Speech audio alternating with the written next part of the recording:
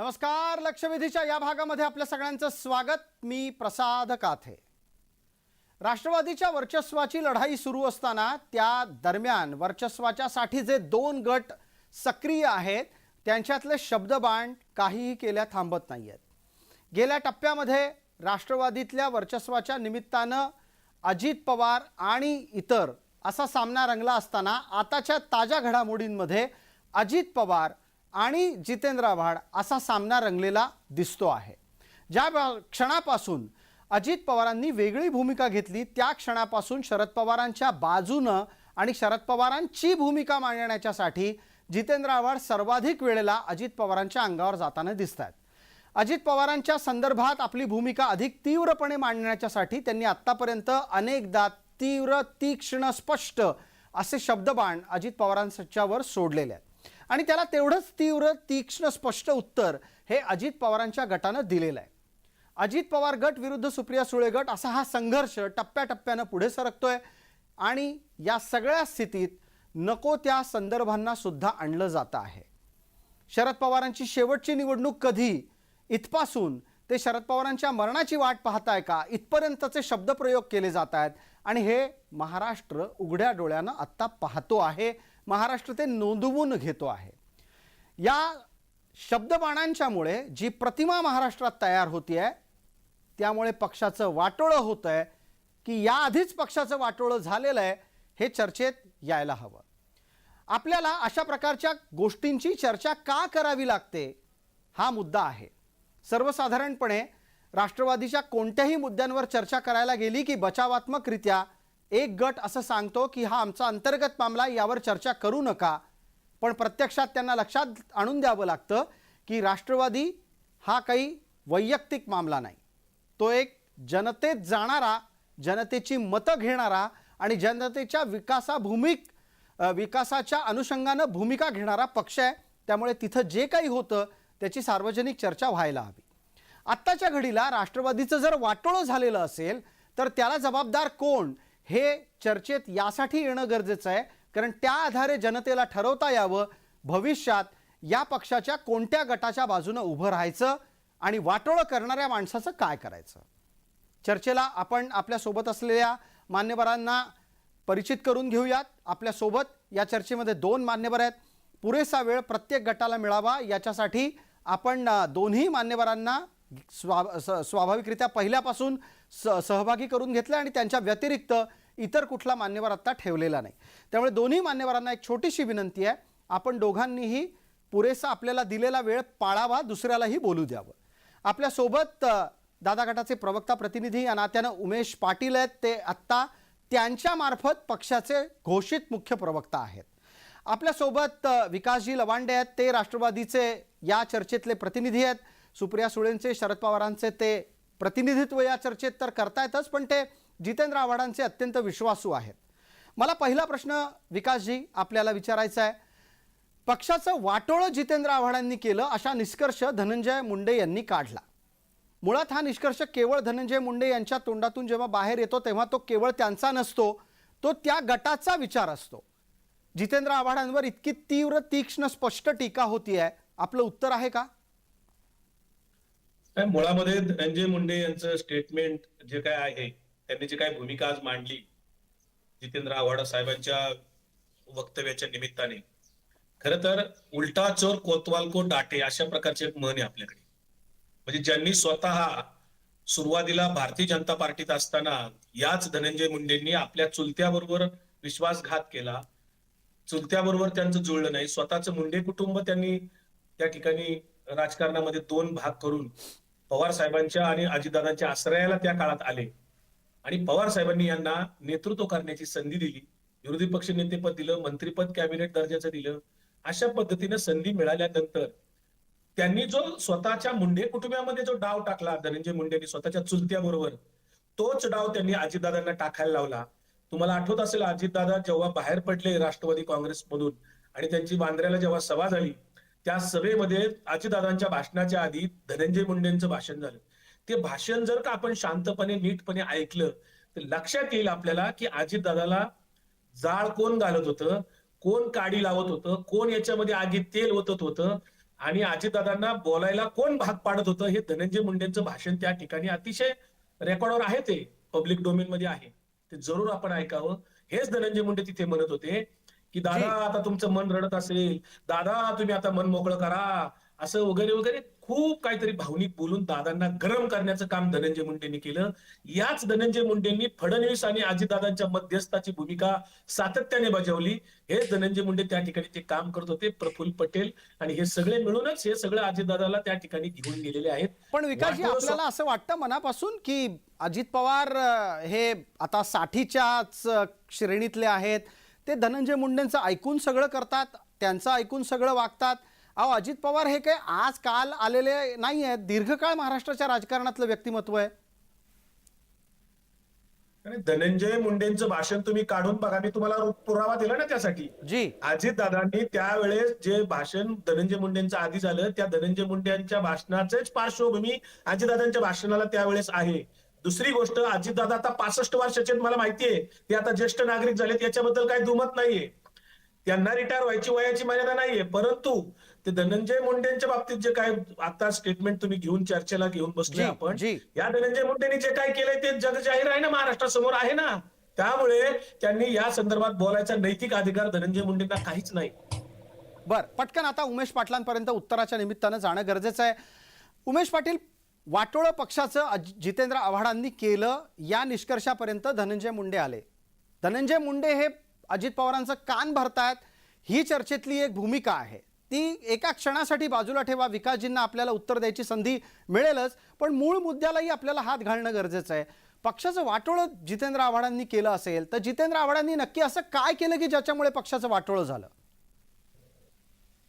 एक लक्षात घ्या, लौकिक अर्थाने ज्या वेळेला घरामध्ये कुटुंबामध्ये राजकीय कारणावरून फूट पडते त्यावेळेला अशा पद्धतीची वक्तव्य केली जातात. जी, ज्या वेळेला मुंडेंचं कुटुंब फुटून त्यातला एक सदस्य आपल्याकडे येतो त्यावेळेला आपण त्याचं स्वागत करतो, त्यावेळेला आपण सन्मानानं त्यांना आपल्याकडे जागा देतो, त्यावेळेला आपण त्यांना सन्मानानं पदही देतो. हे सगळे निर्णय ज्या नेतृत्वाच्या मान्यतेने होतात त्यावेळेला ते समर्थनीय असतात, आणि आपल्यावर तसा प्रसंग आला की ते मात्र असमर्थनीय असतं. त्यावेळेला मात्र मग तेच धनंजय मुंडे हे शत्रू असतात, तेच धनंजय मुंडे हे घरफोडे असतात. त्यामुळे हे जे आहे ना, हे सगळं दुटप्पीपणाचं आहे, सोयीस्करपणाचं आहे. या सगळ्या गोष्टीमध्ये अनेक घडामोडी घडलेल्या असतात, त्याच्यामध्ये काही पार्श्वभूमी असते आणि त्याच्यामुळे या सगळ्या गोष्टी घडतात. पण मग यामध्ये कसं आहे, तुम्ही म्हणताय जितेंद्र आव्हाडांमुळे वाटोळं झालं, समोरचा पक्ष म्हणतोय धनंजय मुंडेंमुळे वाटोळं झालं. जनतेनं ह्याच्यातून काय घ्यायचं? नक्की वाटोळं कोणामुळे झालंय पक्षाचं? कुणीच कुणाचं वाटोळं केलेलं नसतं. याच्यामध्ये प्रत्येक जण आपापल्या स्तरावर कुणीतरी सांगितलं कानामध्ये म्हणून ते निर्णय झाले, इतके हे तकलादू निर्णय नसतात. याच्या मागे फार मोठी विचार प्रक्रिया झालेली असते, याच्या मागे अनेक घडामोडी झालेल्या असतात, याच्या मागे अनेक काही घटनाक्रम असतात आणि त्यातून एवढे टोकाचे निर्णय हे झालेले असतात. त्यामुळं ज्या वेळेला एखाद्या राजकीय पक्षामधले 35 वर्ष 40 वर्ष 50 वर्षाचे जे सहकारी आहेत ते आपल्याला सोडून जातात किंवा त्या ठिकाणी एखादा निर्णय घेतात, त्यावेळेला आपण त्यामध्ये आत्मपरीक्षण करण्याची गरज असते. जे प्रफुल्ल पटेल साहेब सावलीसारखे पवार साहेबांच्या सोबत होते, जे भुजबळ साहेब राष्ट्रवादी काँग्रेस पार्टीच्या संस्थापकापैकी एक होते, जे असद मुश्रीफ साहेब पवार साहेबांच्या सोबतीनं पहिल्यापासून होते, जे रामराजे निंबाळकर जे पवार साहेबांच्या सोबत होते, जे सुनील तटकरे साहेब संघर्षातून लोकसभेला पवार साहेबांसाठी उभे राहिलेले होते, असे अनेक मान्यवर दिग्गजांची नावं घेता येतील की हे सगळे जे नेते आहेत यांना एकच उत्तर आहे सांगायला की यांच्या मागे ईडीच्या कारवाया होत्या, यांच्या मागे सीबीआयची इन्क्वायरी होती, याच्या व्यतिरिक्त दुसरं कारण नाही. तसं तर 2014 पासून भारतीय जनता पार्टीचं सरकार आलेलं आहे. 2014 पासून ह्या सगळ्या यंत्रणा कार्यरत आहेत. मग 14 पासून ते आता 2022-23 ची वाट बघायची काय गरज होती? एवढ्या काळामध्ये मागच तसा निर्णय घेतला गेला असता. आणि भारतीय जनता पार्टीची इतकीच अलर्जी होती किंवा एवढं विचारधारेवर आमची यशवंतराव चव्हाण साहेबांच्या विचारधारेवर एवढी टोकाची श्रद्धा होती तर 2014 साली भारतीय जनता पार्टीला न मागता पाठिंबा कशाला दिला होता, हा एक प्रश्न आहे. जितेंद्र आव्हाड असतील किंवा आज रोहित त्या ठिकाणी पवार असतील, या लोकांनी ज्या वेळेला भारतीय जनता पार्टीच्या समर्थनार्थ पाठिंबा देण्याच्या संदर्भात किंवा त्यांच्याबरोबर सत्तेत जाण्याच्या करता म्हणून ज्या काही आमदारांनी सह्या केल्या त्याच्यामध्ये हे लोक पण होते. आणि मग ज्या वेळेला तुम्ही लिखित स्वरूपात समर्थन देता आणि मग नंतर त्याच्यामध्ये युटर्न घेता, त्यावेळेला तुमच्याकडे कुठल्या अर्थानं नाही, पण कुठलं मग तोंड आहे पण ते मग बोलायला? पण मग उमेशजी याचं उत्तर आपल्याला पटकन विकासजींकडून घ्यायला लागेल. विकासजी, या एका गोष्टीवरही बोलायला लागेल. कोणी पक्षाचं वाटोळं केलं हा मुद्दा दोघांकडूनही टोलावला जाणार. तुम्हाला वाटणार धनंजय मुंडेंनी केलं, त्यांना वाटणार जितेंद्र आव्हाडांनी केलं. मुद्दा असा आहे, पक्षाचं वाटोळं झालंय हे तरी स्वीकारता? वाटोळं अशा अर्थाने हा शब्दशः अर्थ घेण्याची गरज नाही, परंतु पक्षाचं नुकसान नक्की झालेलं आहे, याच्याबद्दल काही दुमत असण्याचं कारण नाही. शेवटी असं आहे, महाविकास आघाडी इतकी सक्षम इथं तयार झालेली होती आणि महाविकास आघाडी आता 2024 मध्ये जर का सत्तेत आली असती, यदा कदाचित आता चांगलं वातावरण होतं, फेवरमध्ये होतं, महाविकास आघाडी सत्तेत आली असती तर निश्चितपणाने महाविकास आघाडीचे मुख्यमंत्री पद जे आहे ते राष्ट्रवादी काँग्रेस पक्षाकडे निश्चितपणाने आलं असतं आणि ती संधी अजितदादांना होती. हे कुणीही नाकारू शकत नाही. हे त्या गटातले नाकारू शकत नाही आणि आमच्या बरोबर आहेत ते पण नाकारू शकत नाही. हे सर्वांना माहिती आहे इंटरनल. मग असं असताना अजितदादांना असा निर्णय का घ्यावा लागला? तर त्याचं कारण एकच आहे, भारतीय जनता पार्टी गेले काही वर्ष त्यांच्या मागावर होती. ते आपल्यासोबत शिवसेनेतनं जसं एकनाथ शिंदेचा गट फोडून घेतला तसा राष्ट्रवादीतला एक गट फोडून घ्यायचा, कारण भारतीय जनता पार्टीला कॉन्फिडन्स नाहीये की आपल्या बरोबर 48 पैकी 40 खासदार येतील का निवडून. त्यांना कॉन्फिडन्स नसल्यामुळे ते दुसरे पक्ष फोडतायत. शिवसेना फोडली, राष्ट्रवादी फोडली. पण विकासजी थोड्या वेळापूर्वी उमेशजींनी याचं उत्तर दिलंय. मला वाटतं आपल्याला थोडं चर्चेला पुढेही नेणं गरजेचं आहे. विकासजी मगाशी काय सांगत होते? विकासजी, उमेशजींनी मगाशी हा मुद्दा सांगितलेला आहे की भाजपा 2014 पासून आहे, त्यावेळेपासून नाही झालं ते आता झालं, आता का झालं याची उत्तरं आपल्याला पक्षात शोधावी लागतील असं ते सुचवतायत. उमेशजी. आणि मी सांगतो ना, तुम्ही मला बोलू देत नाही ना. जी, मी तुम्ही सांगतोय पुढे घेऊन जायचे चर्चा, मी चर्चेला मागे घेऊन नाही चाललो, मी चर्चेला पुढेच घेऊन चाललोय. ज्या वेळेस भोपाळमध्ये नरेंद्र मोदी या देशाचे पंतप्रधान आहेत, त्या पंतप्रधानांनी जेव्हा एक आरोप केला 70,000 कोटीचा राज्य सहकारी बँक असेल किंवा जलसंपदा घोटाळ्याचा, तो घोटाळ्याचा आरोप केला, त्यावेळेस भारतीय जनता पार्टीकडे खाजगीतनं इंटिमेशन आली यांना की तुम्ही जर आता तात्काळ निर्णय घेतला नाही तर तुम्हाला आता पंतप्रधानांकडनं आदेश आलेला आहे जाहीरपणाने भोपाळच्या सभेत. तात्काळ 4थ्या 5व्या दिवशी यांनी तिकडे जाण्याचा निर्णय घेतला आणि ते तिकडे समाविष्ट झाले. हे त्रिकालबाधित सत्य आणि शाळेतल्या लहान मुलांनाही कळतं. त्यामुळं हे कशामुळे गेले, का गेले हे जग जाहीर आहे, हे कोणालाही समजतं. इतकं दुधखोळे लोक नाहीयेत, इतकी लोक मूर्ख नाहीयेत, लोकांना समजतं सगळं. आपण असं म्हणता की लोक दुधखोळी नाहीत, लोक मूर्ख नाहीत, पण मग निर्णय घेणारे पण काही काल परवाची पोरं नाही आहेत, मोठी माणसं आहेत, सुजाण आहेत. उमेशजी, वारंवार आपल्या निर्णयाला ईडीचा दबाव, खोके अशीच उत्तरं लावली जातात. आणि एक गोष्ट तरी किमान आपल्याला याच्यात स्वीकारायला हवी की विकासजींनी मान्य केलं, पक्षाचं नुकसान झालेलं आहे. तुमच्या लेखी या नुकसानीच्यासाठी जबाबदार थेट व्यक्ती कोण आहे? पुन्हा मला विचारलं का? नाही, उमेशजींना विचारलाय. उमेशजी, आपल्याला ऐकायला आला असेल प्रश्न. नाही, पक्षाचं कुठल्याही पक्षामध्ये ज्या वेळेला विभाजन होतं त्यावेळेला त्या पक्षाचं त्या काळापुरतं काही प्रमाणामध्ये नुकसान होतं, ही गोष्ट मान्य आहे. परंतु ते काही दीर्घकालीन तसंच राहतं अशातला भाग नाही. काँग्रेसमध्ये सुद्धा अनेक वेळेला फूट पडली, परंतु नंतर तो पक्ष उभा राहिला आणि ज्या वेळेला मूळ काँग्रेस बाजूला झाली आणि इंदिरा गांधींच्या नेतृत्वामध्ये त्या नेतृत्वावर विश्वास ठेवून इंदिरा गांधींच्या मागे लोक गेली आणि तोच पक्ष पुन्हा काँग्रेस पक्ष म्हणून ओळखला जाऊ लागला. जसं आज नरेंद्र मोदींच्या नेतृत्वामध्ये भारतीय जनता पार्टी, त्यांच्या नेतृत्वामुळे भारतीय जनता पार्टीला आज प्रचंड मोठं वलय आणि ताकद निर्माण झाली. तसं अजितदादांच्या नेतृत्वामध्ये जशी एकेकाळी पवार साहेबांच्या नेतृत्वामध्ये राष्ट्रवादी काँग्रेस पार्टी मोठी झाली, भक्कम झाली, तशी या पुढच्या काळामध्ये अजितदादांच्या नेतृत्वामध्ये ही पार्टी मोठी होईल, भक्कम होईल.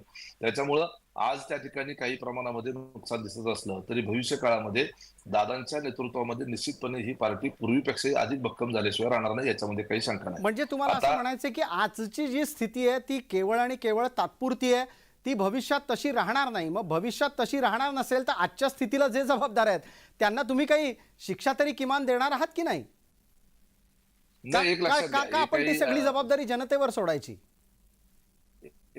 एक लक्षात घ्या, राजकारणामध्ये आणि सार्वजनिक जीवनामध्ये काम करणाऱ्या लोकांच्या करता निवडणुकीतला पराभव किंवा निवडणुकीतला विजय हा यामध्ये शिक्षा किंवा बक्षीस या दोन गोष्टी लोकांच्या माध्यमातून ठरतात. त्यामुळं आता आपल्याला जनतेच्या समोर जायचं आहे आणि जनतेच्या समोर जात असताना त्यावेळेला कोण बरोबर कोण चूक हे याचा निर्णय जे आहे ती सर्वसामान्य मतदार जो आहे तो त्या ठिकाणी घेणार आहे. त्यामुळं हा विषय आपण मतदारांवर सोपवला पाहिजे. जर मतदारांना आमचे मुद्दे किंवा अजितदादांचा निर्णय जर पटला नाही ते आम्हाला बाजूला करतील आणि जर आमचा निर्णय पटला असेल तर ते निश्चितपणे आम्हाला मतदान करतील आणि त्या निवडणुकीच्या मतदानानंतर या ठिकाणी नेमकी भूमिका जी आहे कुणाची योग्य आणि कुणाची अयोग्य याच्या बाबतीचा निर्णय तो सर्वसामान्य मतदार करेल आणि त्याच्यावर आपण विश्वास ठेवला पाहिजे. ठीक आहे, विकासजींपर्यंत पोहोचूयात. विकासजी, एक वेगळा मुद्दा चर्चेमध्ये आणतो. पक्षाचं वाटोळं कुणी केलं या मुद्द्याची चर्चा करत असताना टप्प्याटप्प्यानं आपल्याला हेही लक्षात घ्यायला हवं की वेगळी भूमिका मांडणं म्हणजे काहीतरी अकल्पित करणं असं असू शकतं का नसू शकतं. कारण काय आहे, ज्या शरद पवारांच्या नेतृत्वाखाली तुम्ही इतके वर्ष राजकारण करताय त्यांनी स्वतःही 3 वेळा काँग्रेस सोडली, त्यानंतर ते 2दा त्यातले काँग्रेसला गेलेले आहेत. म्हणजे ज्यांनी वारंवार काँग्रेस फोडलेली आहे त्यांच्यावर त्यावेळेला थोडाच कुठला ईडी वगैरेचा दबाव असणार. त्यांनी एका विचारधारेच्या अनुषंगाने निर्णय घेतले. मग पवारांनी 3 वेळेला काँग्रेस फोडणं योग्य, अजित पवारांनी निर्णय घेणं मात्र अयोग्य, असं समीकरण कसं काय असू शकतं? नाही, तुमच्या पहिल्या प्रश्नाचं उत्तर आधी देतो मी. तुम्ही 2-3 वेळा विचारलं, उमेश पाटलांना विचारलं, मला विचारलं, या पक्षाचं वाटोळं कोणी केलं. या पक्षाचं वाटोळं दिल्लीतल्या नरेंद्र मोदी आणि अमित शहा यांच्या नेतृत्वाखालील भारतीय जनता पार्टीने केलं. हे त्रिकालबाधित सत्य आहे. भारतीय जनता पार्टीने वाटोळं केल्यानंतर तुम्ही जे आता दुसरा प्रश्न विचारला की पवार साहेबांनी 3 वेळा बाहेर पडले वगैरे, पवार साहेबांनी ज्यावेळेस बाहेर पडले पहिल्यांदा त्यावेळेस येस काँग्रेस स्वतःचा पक्ष स्थापन केला, स्वतःचं नवीन चिन्ह केलं आणि लोकांच्या समोर सामोरे गेले. हे लक्षात ठेवा. काँग्रेसला ओरबडलं नाही पवार साहेबांनी. दुसऱ्यांदा सुद्धा काँग्रेसमधून जेव्हा बाहेर पडले तेव्हा राष्ट्रवादी काँग्रेस पक्ष स्वतःचा पक्ष स्थापन केला, स्वतःचं चिन्ह घेतलं, निवडणूक आयोगाकडनं स्वतःची मान्यता घेतली. ते निवडणूक आयोगाकडे किंवा कोर्ट कचेऱ्या करत बसले नाही, पक्षाचा वाद घालत बसले नाहीत, कोणाचा पक्ष कसा काय ते. त्यामुळे अजितदादांच्याकडे आता जर एवढे आमदार आहेत, आम्ही सुरुवातीपासून पहिल्या दिवसापासून सांगतोय की त्यांनी स्वतःचा पक्ष का काढत नाहीत. कशाला निवडणूक आयोग, कोचेऱ्या, कोर्ट हे कशासाठी करताय. स्वतःचा पक्ष काढा. तुमच्यात बरोबर आमदार आहे, तुमचा पक्ष मोठा आहे, आम्ही लहान आहोत, तुम्ही मोठे आहात. तुम्ही स्वतःचा पक्ष काढा, स्वतःचं नवीन चिन्ह घ्या, द्या निवडणूक आयोगाकडे अर्ज, होऊन जाऊ दे ना फैसला. कशाला वेळ घालवता. निवडणूक आयोगाच्या कडे जाऊन आपला स्वतंत्र पक्ष निर्माण करण्याची गरज अजित पवारांना आता का वाटत नाही असं वारंवार विचारलं जातं. विकास लवांडेंनी तो मुद्दा चर्चेत आणला. पण मला उमेशजी आपल्याला संधी देऊन प्रश्न असा उपस्थित करायचा आहे की मुळात पक्षात जो सातत्यानं अजित पवारांवर अन्याय होत होता तो पाहता वेगळा पक्ष काढणं हा पर्याय होता का अन्यायाच्या संदर्भात भूमिका घेणं हा पर्याय अजित पवारांसमोर होता? एक काय होतंय की याच्यामध्ये आपण म्हणतो ना की भ्रम निर्माण करण्याचा प्रयत्न केला जातो की अजितदादांनी स्वतंत्र पक्ष का काढला नाही. आम्हाला या ठिकाणी असं सांगायचंय की कुठलाही राजकीय पक्ष हा लोकतांत्रिक प्रक्रियेनं चालतो आणि निवडणूक आयोगाच्या नियमानुसार त्याची स्थापना झालेली असते. संस्थापक कोणी जरी असला तरी ज्या पद्धतीनं एखादं सार्वजनिक न्यास किंवा ट्रस्ट असतं आणि त्याचं नियंत्रण धर्मादाय आयुक्ताकडे असतं, तसं राजकीय पक्षाचं नियंत्रण हे निवडणूक आयोगाकडे असतं. आणि यामध्ये ज्या वेळेला लोकशाही प्रक्रियेतून त्या पक्षाचे अध्यक्ष म्हणा, त्या पक्षाचे सेक्रेटरी म्हणा, त्या पक्षाचे इतर जे काही त्यामधले घटक आहेत, हे ज्या वेळेला लोकशाही प्रक्रियेतून त्या ठिकाणी बदलले जातात, चेंज रिपोर्ट आपण ज्याला म्हणूया, त्याला त्या ठिकाणी कायदेशीर प्रक्रियेचा तो भाग आहे. ज्याला मान्य नसेल तो त्या ठिकाणी दाद मागेल. जर कोणी त्या दाद मागितली असेल तर त्याला कागदोपत्री आणि कायद्याच्या भाषेमध्ये त्याला उत्तर देखील द्यावं लागेल. त्यामुळं स्वतःचा पक्ष का काढला नाही आणि हे सगळ्या प्रश्नाला काही अर्थ राहत नाही. राष्ट्रवादी काँग्रेस पक्ष हा जो आहे तो त्या ठिकाणी त्याच्यावर अधिकार कुणाचा, लोकशाही मार्गाने त्या पक्षामध्ये ते पक्ष उभा करण्याच्या करता किंवा त्या पक्षामध्ये असलेल्या सर्वाधिक घटकांनी जर त्या ठिकाणी भूमिका घेतली असेल आणि त्या ठिकाणी ते जर एका बाजूने जाऊन निर्णय घेत असतील तर त्याच्यामध्ये हरकत वाटायचं काय कारण आहे. पण मग उमेश पाटील एका बाबतीत आपण चर्चेच्या मूळ शीर्षकापर्यंत एकदा येऊयात आणि त्या अनुषंगाने ही चर्चा पुढे नेऊयात. अजित पवारांच्या आजवरच्या म्हणजे पक्षाच्या बाबतीत वेगळी भूमिका घेतल्यानंतर ते सातत्याने जे सांगू पाहतायत ते म्हणजे त्यांच्यावर होणारा अन्याय. मग मला प्रश्न असा विचारायचा आहे, अजित पवारांवर सातत्यानं होणारा अन्याय हा पक्षाचं वाटोळं करायला कारणीभूत होता की नाही? आत्ता केवळ धनंजय मुंडे आणि जितेंद्र आव्हाड या दोघांकडे बोटं दाखवण्यापेक्षा अजित पवार हे जर कार्यक्षम व्यक्ती असतील तर त्यांना योग्य वेळेला न्याय न देणं हे पक्षाचं वाटोळं करणारे निर्णय होते की नव्हते? उमेशजी आपण याच्यावर आधी बोलाल, विकासजींकडे नंतर. एक लक्षात घ्या की अजितदादा जे राज्यामध्ये काम करत होते त्याच वेळेला पवार साहेब केंद्रामध्ये काम करत होते, सुप्रियाताई केंद्रामध्ये काम करत होत्या. राष्ट्रवादी काँग्रेस पार्टी ही राष्ट्रीय पक्ष म्हणून आम्ही त्या ठिकाणी सांगत होतो. राष्ट्रीय पक्षाची पक्षाला मान्यता होती. तशा परिस्थितीमध्ये पवार साहेब केंद्रामध्ये दीर्घकाळ मंत्री असताना, सुप्रियाताई केंद्रामध्ये उत्कृष्ट संसदपटू असताना देशाच्या पातळीवर हा पक्ष कुठेही विस्तारला नाही. देशाच्या पातळीवर एवढंच काय तर दिल्लीमध्ये वर्षातले जवळपास 180 दिवस दिल्लीमध्ये वास्तव्य असताना एखादा नगरसेवक निवडून आणता येईल एवढी सुद्धा पक्षाची ताकद दिल्ली सारख्या राजधानीच्या ठिकाणी पक्षाला निर्माण करता आली नाही. उलट आम आदमी पार्टी सारखा पक्ष जो मागणं येऊन त्या ठिकाणी दिल्लीचा स्वतःचा मुख्यमंत्री बनवू शकतो, परंतु राष्ट्रवादी काँग्रेस पार्टीला दिल्लीतल्या नेत्यांना हे जमलं नाही. आता ह्या ठिकाणी राज्यामध्ये अजितदादांच्या नेतृत्वामध्ये राज्यामध्ये त्या ठिकाणी 2-3 वेळेला सत्ता या ठिकाणी आली. सुरुवातीच्या काळात भुजबळ साहेब असतील, अनेक अजून इतर मान्यवर असतील, या सगळ्यांच्या आराराबा असतील, यांच्या नेतृत्वामध्ये राष्ट्रवादी काँग्रेस पक्षांची पाळमुळं या राज्यामध्ये विस्तारण्याचं काम झालं. पवार साहेबांच्या नेतृत्वामध्ये पवार साहेबांच्या विचाराने हा पक्ष चालत होता, याच्याबद्दल काही दुमत असण्याचं कारण नाही. पवार साहेबांच्या योगदानाबद्दल हरकत असण्याचं काहीच कारण नाही. अजितदादांना असेल किंवा पक्षातल्या इतर नेत्यांना राष्ट्रवादी काँग्रेस पक्षाचा त्या एकदा मुख्यमंत्री करण्याची संधी असताना सुद्धा ती घालवली गेली.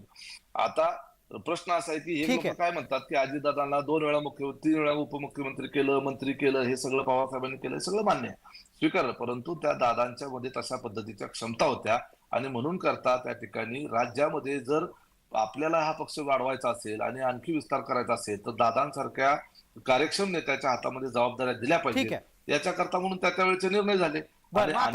विकासजींपर्यंत जाणं गरजेचं आहे, वेळेची मर्यादा आहे. विकासजी, आपण उत्तर द्यावं. उमेश पाटील बोलत असताना अनेकदा आपल्या चेहऱ्यावर हसू होतं आणि ते प्रतिवादाचं असेल अशी अपेक्षा करतो. पण तत्पूर्वी माझा प्रश्न ऐका. माझा प्रश्न आपल्यासाठी असा आहे, पक्षाचं वाटोळं झालं किंवा तुमच्या लेखी हा वाटोळं शब्द बाजूला काढा, पक्षाचं नुकसान मात्र आत्ताच्या घडीला झालेलं आहे. ते नुकसान अजित पवारांचं सातत्यानं खच्चीकरण पक्षांतर्गत झाल्यामुळे झालंय, हे स्वीकाराल का नाही स्वीकारणार? नाही, पहिलं उमेश पाटलांचं जे सारखं पालोपद लावलेलं असतं त्यांनी की सुप्रियाताई दिल्लीत होत्या आणि पवार साहेब दिल्लीत होते, दिल्लीत पक्ष का नाही वाढला, याच्यावर मागे उत्तर दिलेली आहेत मी उमेश पाटलांना. आता परत एकदा उत्तर देतो. सुप्रियाताई कधी संघटनेच्या प्रमुख नव्हत्या. तुमच्या प्रफुल्ल पटेलांना हा प्रश्न विचारायची जरा तसदी घेतली तर बरं होईल. आणि स्वतःलाही विचारा, सोलापूर जिल्ह्यामध्ये तुमच्या मतदारसंघात किंवा सोलापूर जिल्ह्यामध्ये किती आमदार तुम्ही निवडून आणले? हा प्रश्न तुम्हाला पण आहे, कारण तुम्ही नेतृत्व करले, युवकचे तुम्ही अध्यक्ष होता प्रदेशचे. आणि सुप्रियाताईच पक्ष संघटनेत कुठलंही पद नव्हतं. हा प्रश्न तुम्ही दिल्लीत पक्ष का नाही वाढला? जे पक्षाचं तिथं सर्वे सर्वा म्हणून प्रफुल्लभाई पटेल होते, ज्यांनी केंद्रीय मंत्रीपद भूषवलं, त्यांना तो प्रश्न विचारा. कृपा करून ताईंना प्रश्न विचारायचा प्रश्नच येत नाही. राहिला मुद्दा राज्यातला. राज्यामध्ये जर अजितदादा इतके मोठे नेते आहेत, इतके महान नेते आहेत, कर्तबगार आहेत, 12 तास नाही 18 तास काम करतात, पाठीच उठतात, सगळं ठीक आहे, मान्य आहे. आता दादांना स्वतःचा पक्ष काढायला अडचण काय? कशासाठी पवार साहेबांना या वयात त्रास देतात? का उगीच आपलं भारतीय जनता पार्टीच्या छडीवर नाचायचं आणि इकडे पवार साहेबांना या वयामध्ये मानसिक त्रास द्यायचा, त्यांच्यावर आरोप करायचे?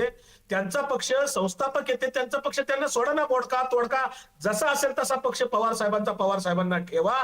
तुम्ही स्वतःचा पक्ष काढायची हिंमत दाखवा. तुमचे अगदी 200 आमदार निवडून आणा तुमचे, आमची कुठे हरकत आहे? बरं विकासजी, आपण हा सल्ला वारंवार देत असता, तुम्हाला नक्की यात अभिप्रेत काय आहे? त्यांनी त्यांचा पक्ष न काढण्यामागची कारण काय वाटतात तुम्हाला? मी 1 मिनिट अजून देतो आपल्याला.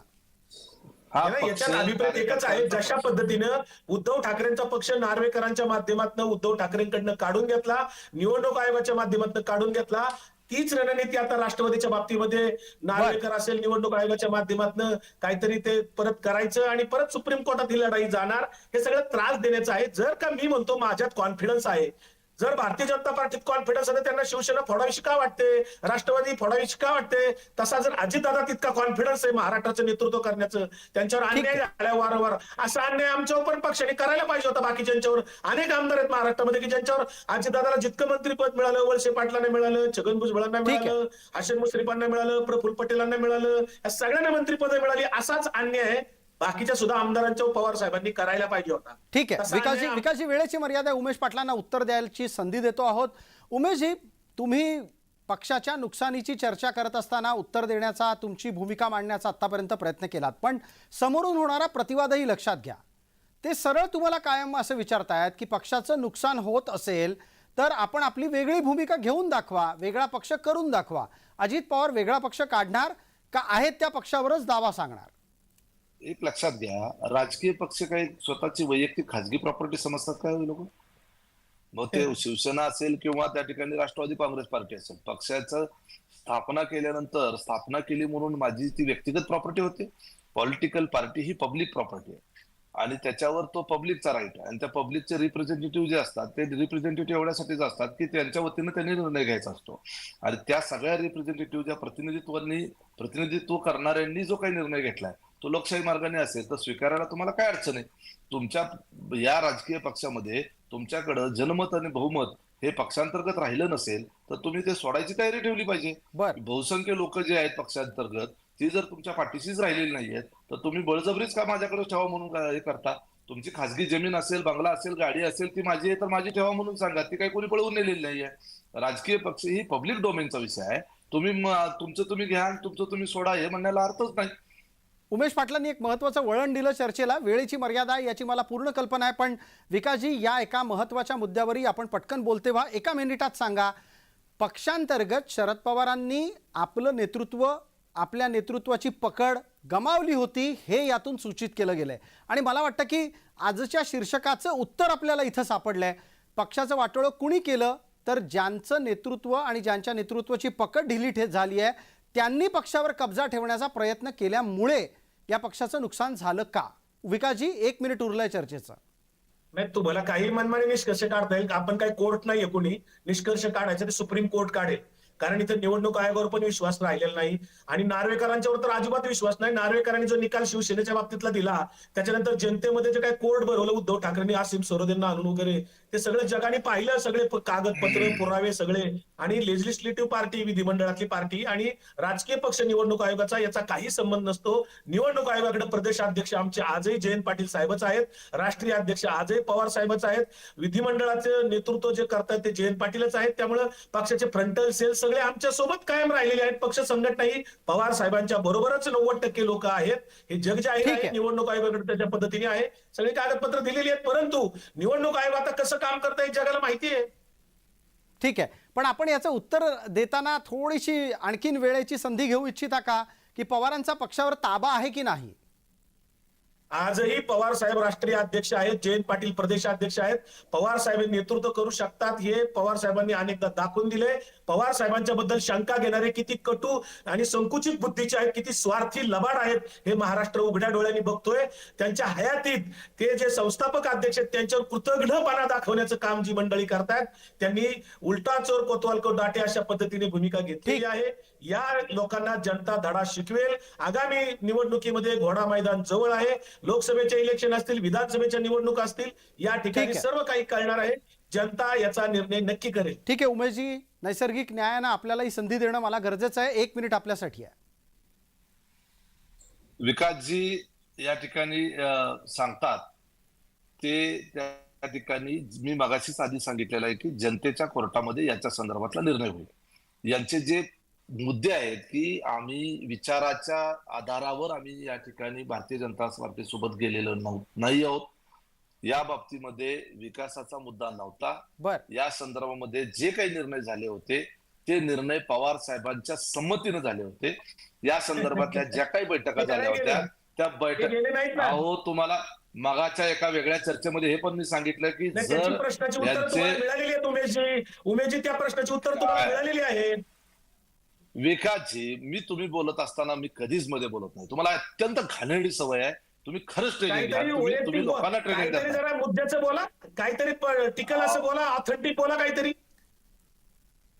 तुम्ही आता बोलता ते ऑथेंटिक बोलतो आणि आम्ही बोलतो ते बिगर ऑथेंटिक बोलतो असं तुम्हाला म्हणायचंय का? त्या बोलण्याला कुठंच आधार नाही. बर, तुमच्या बोलण्याला आधार आहे. वेळेची मर्यादा पाळा. उमेशजी कृपया आपलं उत्तर पूर्ण करा. 30 सेकंद उरली आहेत. ठरवतील. एक लक्षात घ्या, या संदर्भामध्ये जनतेच्या न्यायालयामध्ये निवडणुकीमध्ये या सगळ्या प्रश्नांची उत्तरं त्या ठिकाणी जनता देईल. पवार साहेबांनी ज्या वेळेला काँग्रेस पक्ष सोडला त्यावेळेला विदेशी पंतप्रधान या देशाला चालणार नाही या मुद्द्यावर राष्ट्रवादी काँग्रेस पार्टीची स्थापना केली आणि काँग्रेस सोडली. मग त्यावेळेला पवार साहेबांनी पुन्हा काँग्रेस बरोबर जाऊन सरकारमध्ये त्या ठिकाणी सहभागी होण्याचा निर्णय घेतला. त्यावेळेला कुणाला विचारून घेतला? तो निर्णय आधीचा का घेतला आणि नंतरचा पण का घेतला? ह्या प्रश्नाचं उत्तर नको मिळालं जनतेला. 2014 उत्तर शिवसेना आणि भारतीय जनता पार्टी एक मिनिट हो मध्ये माझे सांगा ती आत्मचरित्र उमेशजी जरा वाचायची तसदी घ्या. हा ठीक आहे, आम्ही वाचलेलं आहे, तुमच्या आधी वाचलेलं आहे, तुम्ही माझ्या मागणं राष्ट्रवादीत आला, तुमच्या जी. आधी नाही, मी 15 वर्ष लोकमान्य राष्ट्रवादीत बालगंगाधरमध्ये आहे. तुम्हाला आत्मचरित्र सांगितलं नाही का राष्ट्रवादी कशी स्थापन झाली? बघा ना आत्मचरित्र. विकासजी तुमच्या आधी 15 वर्षापासून मी राष्ट्रवादीमध्ये आहे, तुम्ही आत्ताशी हा, आलेला पण आहात. तुम्ही वेगळ्या राष्ट्रवादीचे कारणासाठी नाही मी आहात. वेगळ्या कारणासाठी हा फरक आहे तुमच्यात माझ्यात. आयुष्यभर ज्यांनी पवार साहेबांना विरोध केला त्या डॉक्टर तुम्हाला कुमार राष्ट्रवादी कशी स्थापन झाली हे जर माहित नसेल, विचारधारा झालेली आहे. तुम्हाला राष्ट्रवादी कशी स्थापन झाली हे जर माहित नसेल तर 15 वर्ष तुमची कुचकामी गेली. तुम्ही राष्ट्रवादी स्थापन होताना तुम्ही राष्ट्रवादीत नव्हताच, आम्ही होतो. नव्हतो, तुम्ही नका बोलू पण तुम्हाला त्याविषयी. माहित नाही ना. तुम्ही नव्हता. तुम्हाला पवार साहेबांचं आणि राजकीय आत्मचरित्र अहो, मान्य आम्ही- नाहीये. पवार साहेबांच्या आम्ही राजकीय त्या- आत्मचरित्रावर तुम्ही संशय घेताय. पवार साहेबांच्यावर संशय घेताय तुम्ही. एवढी तुमची पात्रता वाढली.